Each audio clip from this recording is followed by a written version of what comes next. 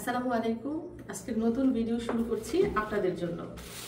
তো সকালে নাস্তা করব এবং সৌদি আরবে আমরা সচরাচর সকালের নাস্তায় কি খাই চলুন সেটা প্রথমেই দেখাই। তো অ্যালুমিনিয়াম পেপার দিয়ে মোড়ানো রয়েছে কিছু একটা, কি আছে এটার ভিতরে চলুন আমরা দেখি। এই যে দেখুন, এটার ভিতরে রয়েছে গরম গরম পরোটা এবং এক একটা পরোটার সাইজ দেখেন, মানে একজনের একটা পরোটা খেলেই পেট একদম ভরে যাবে, এত বড় সাইজের। এবং এই পরোটা দিয়ে খাওয়ার জন্য কি রয়েছে সেগুলো আপনাদেরকে একটু দেখায়। তো টোটাল 5টা পার্সেল আনা হয়েছে, এর মধ্যে থেকে 2 জনের খাওয়া শেষ আর 3টা রয়েছে। তো পরোটাটা দেখবেন, এখন শুধু দেখি এর ভিতরে কি রয়েছে তরকারি হিসাবে। এই যে দেখেন, ডাল আর সবজি, এটার মধ্যে ডাল সবজি।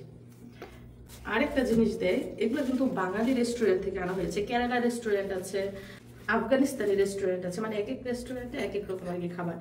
এটার মধ্যে দেখেন একটা জিনিস, এটা হচ্ছে হালুয়া। অনেকে কিন্তু রুটি দিয়ে হালুয়া খেতে পছন্দ করে, সাথে আবার এই যে দেখেন নাস্তায় হালুয়াও দিয়েছে, পেট ভরে যাবে। বিসমিল্লাহির রহমানির রহিম।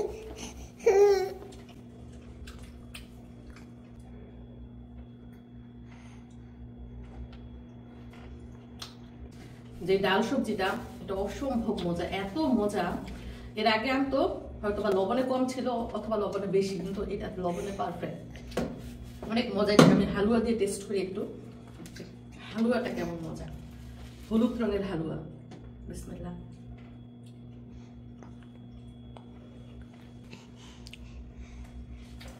মিষ্টি মিষ্টি লাগছে, ভালোই লাগছে খেতে। যাই হোক, এখন আমরা সকালে নাস্তা করছি আর অলরেডি কিন্তু আমি দুপুরের রান্নার প্রস্তুতি নিয়ে ফেলেছি, মানে মাছ ভিজিয়েছি, তারপর শাক পানিতে ভিজিয়ে রেখেছি, যেহেতু এই দেশের শাকে প্রচুর বালি। এছাড়াও আজকে কি কি তরকারি রান্না করবো সেগুলো ফ্রিজ থেকে বের করে রেখেছি। তো খাওয়া দাওয়া শেষে সরাসরি দুপুরের রান্নার ব্যবস্থা করবো। তো আপনারা সাথেই থাকুন আর পুরো ভিডিওটা কিন্তু দেখে যাবেন। আমাদের মিষ্টাত একবার নানুর সাথে কথা বলে, একবার আন্টির সাথে কথা বলে, তাদেরও কলিজা ফুরে দূরে রাখা। এখন তো মিষ্টাতকে কোলে নিতে পারে না, আদর করতে পারে না, তাদেরও কলিজাটা জ্বলে। জ্বলতেছে তোমার জন্য, আন্টির জ্বলে পেটের ভিতরে, নানুরও জ্বলে, দাদুরও জ্বলে। দাদু রাত দিন ফোন দেয় ভিডিও কলে, যে একটু দেখাও একটু দেখাও, ভাল লাগে না।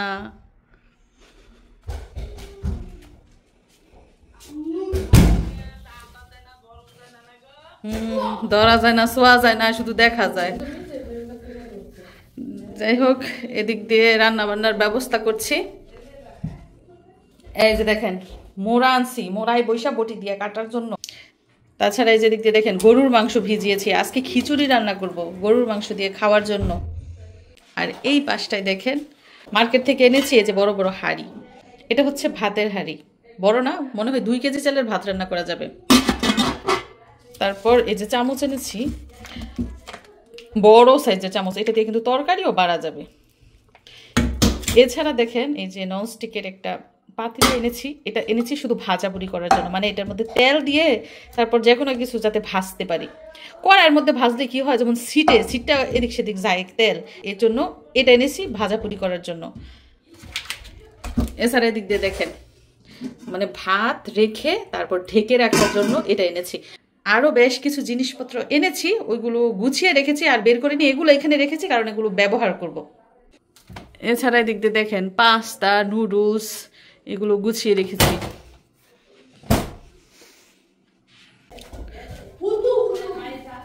তো সারাদিন বাসায় একাই, মিশারির মামা, মিশারির বাবা অফিসে আছে। আর এই যে বাবুর ট্রলিটা এখনো পর্যন্ত ব্যবহার করি না, এইখানেই আছে। তো স্বামীমাকে ট্রলিটা দেখাইতেছিল মিথিলায় ভিডিও কলে, বলতেছে হ্যাঁ এরকম ট্রলি স্বামীমাই চাইছিল বাবুকে কিনে দেওয়ার জন্য, কিন্তু তখন এত ছোট ছিল কিভাবে কিনে দিবে, পরে গিয়ে দোলনা কিনেছে। তো বাড়িতে আমরা একা একা সময় কাটাইতেছি, ভালো লাগতেছে না, বোরিং লাগতেছে। মিশারি পড়াশোনা করছে, আমি বসে আছি, বাবু ঘুমাইতেছে। মিশারির মামিও পাশে বসে বসে মিশারির শীট দেখছে, কি কি পড়া দিয়েছে। তো এভাবে আমাদের সময় কাটে। বিদেশ বাড়ি বলেন আর শহরের বাড়ি বলেন, আমরা কিন্তু ঘরের ভিতরে বন্দি অবস্থায়। শুধুমাত্র যারা গ্রামে থাকি আমরা, তারাই কিন্তু প্রকৃতির স্বাদটা নিতে পারি, মন ভরে নিঃশ্বাস নিতে পারি, প্রাণ খুলে হাসতে পারি। কিন্তু এই যে ঘরের ভিতর বন্দি অবস্থা, কোথাও যাই না, ঘুরি না।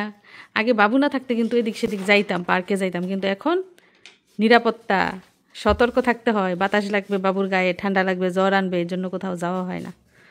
তো মিশারিরা বই এইমাত্র অফিস থেকে ফিরেছে এবং আসার সময় অনেক কষ্ট হয়েছে বাজারগুলো 2 তলায় তুলতে না, অনেক কিছু। কি তৈল, এটা কি নারকেল তেল নাকি? এটা কি সবগুলোর বুঝছি, আবার গরম লাগে নাকি জানি।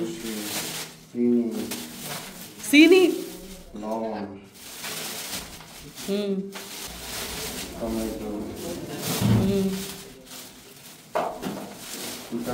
তিতা করলা। কালকে রাতে মাই তিতা কলা রান্না করছে, সেই গল্প শুনে ওনার মন চাইছে তিতা কলা খাইতে। ও দুন্দুল আনছনি, দুন্দুলটা ভালো হয়েছে। 2টা লাউ আনছ?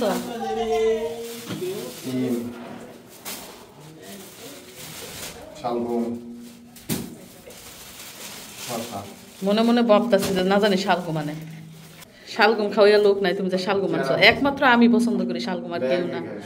সুজন খায় না, সুজনের বউ খায় না শালগম। তো দেখেন এইমাত্র অফিস থেকে আসার সময় কি কি বাজার আনছে। সিম, শালগম, তারপর লাউ, মূলা না কিন্তু শসা, ধুন্দুল, করলা, তেল, চিনি, লবণ, আর এদিকটা হচ্ছে টমেটো আর বাঁধাকপি। তো গতকাল রাতে রান্না করেছি, আজকে দুপুরে রান্না করি নাই, আবার বিকেলে রান্না বসিয়েছি। তো সব কিছু গুছগাছ করে যেই রান্না শুরু করলাম ওই মুহূর্তে বাবু কান্নাকাটি করছে। তো বাবুকে সামলানোর জন্য আমি ঘরে গেলাম, আর এদিক দিয়ে আমার ভাই দেখি রান্নাঘরে এসে আমাকে সাহায্য করছে। সে ইলিশ মাছ অলরেডি ভাজি করে ফেলেছে। আর আজকে কি রান্না করছি দেখুন, লতি একদম কেটে কুটে সুন্দর করে ধুয়ে পানিতে ভিজিয়ে রাখা হয়েছে। আর এই লতি রান্না করা হবে চেপা শুটকি দিয়ে। এছাড়া আজকে রান্না করা হবে ফুলকপি